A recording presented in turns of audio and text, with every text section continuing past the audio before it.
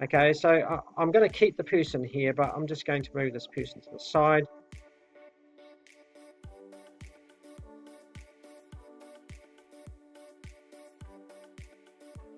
If I start typing in 3600, comma 3600, it's going to give me a square.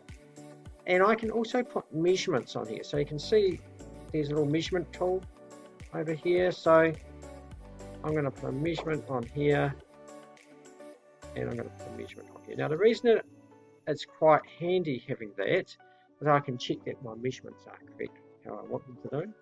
I can also look at doing a slight variation of that. So I'm going to grab that there. I'm going to pull that over.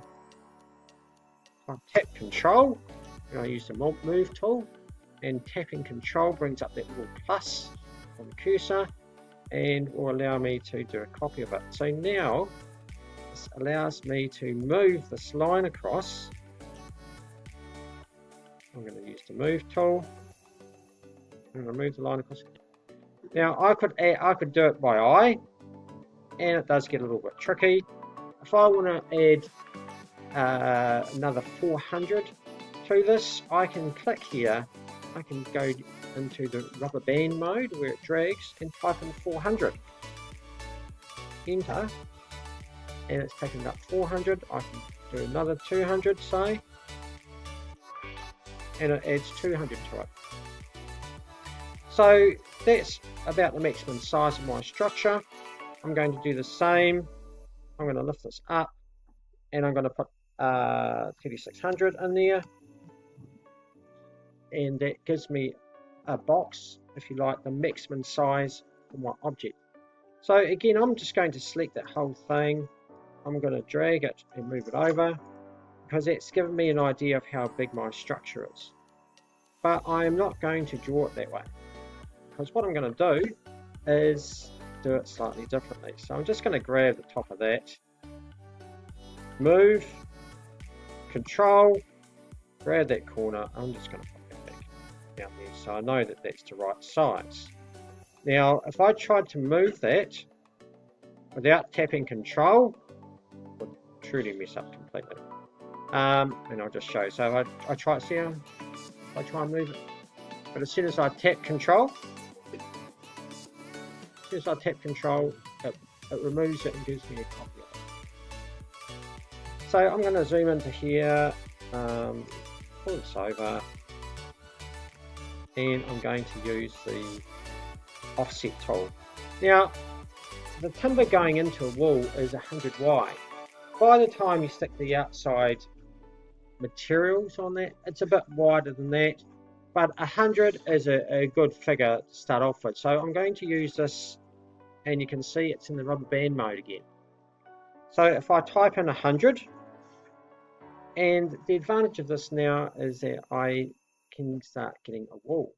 So I can drag, using my pull tool, I can just drag up the wall of my structure like that. Perhaps my structure isn't a nice square. Perhaps I've got something else happening in here. Perhaps I've got a cutout or an entranceway or some such thing like that. I'm going to click that in there. Use my Erase tool. Use my Offset tool. Type in 100.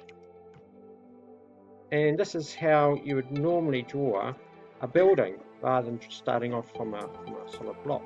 And you can see that gives you I didn't quite line up that front wall, but you can see you can actually do different shapes. I could have done a curved wall like that as well, but that allows me to get different shapes to my structure. So I'm going to lift this up, and I'm going to make this 3600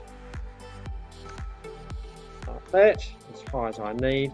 I'm going to put a door in here, and I'm just going to approximate my door. It's about 900 wide,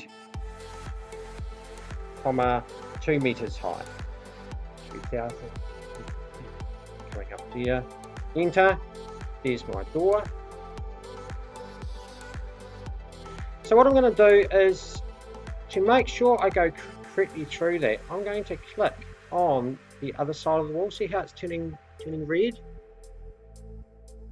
Up there, as soon as I click on the other side of the wall, I know that's going to go right through. And I can start putting cutouts of windows. So I want to find out how high my ceiling is going to be. So I'm going to use measuring tape. It's quite a good way to do it. I'm going to use the measuring tape.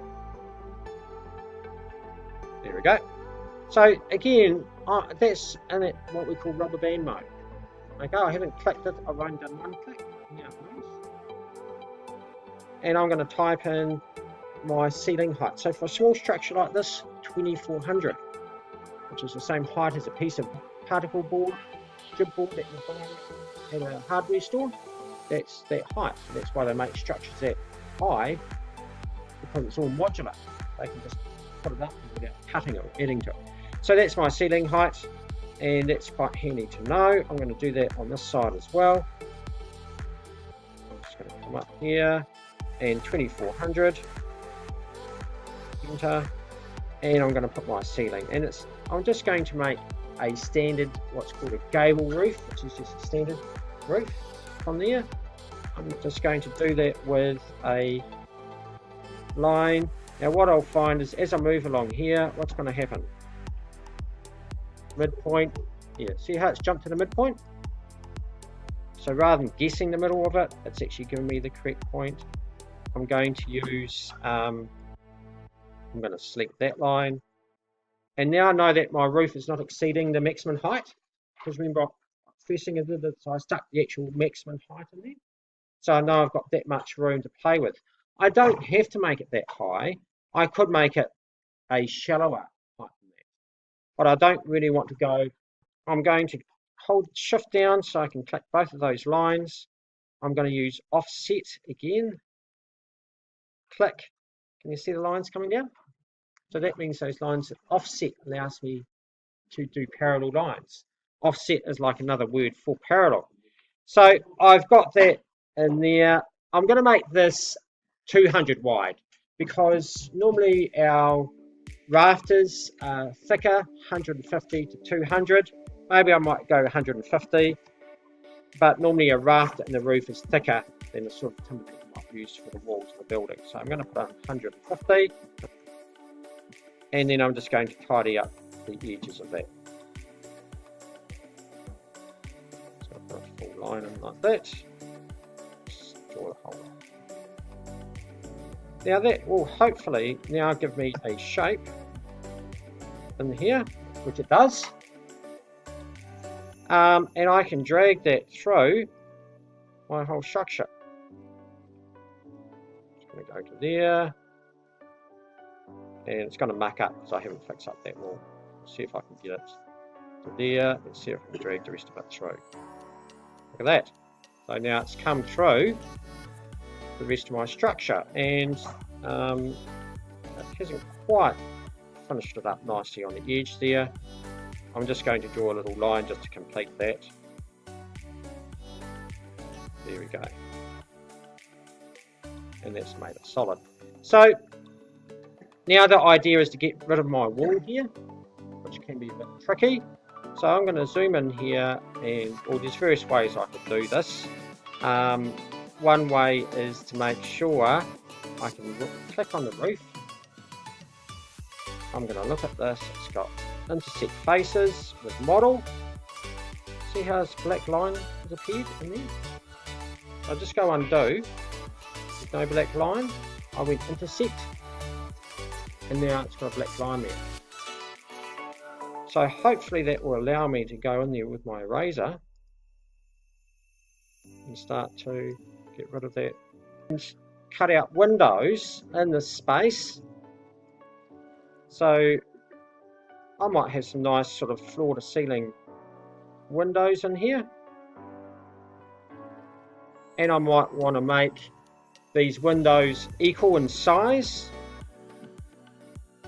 So I'm going to click on this space. I'm going to go move. How do I hit control? And I'm going to put a window in there. I want to get another 2 more windows, say. If I put in times, So that's asterisk 2, go enter, give me another window, some space apart. I could have put 4 windows, 5 windows, depending on how many times I use it. And then I can take that, what I could have done also, is I could have given that window a frame. Use the offset tool, come in, say 50mm, enter. Now I've got a window frame. I can go in there, I can lift forward that window frame just a small amount there. And it remembers that measurement that I put in there. If I double click on that, it remembers the last measurement I've done.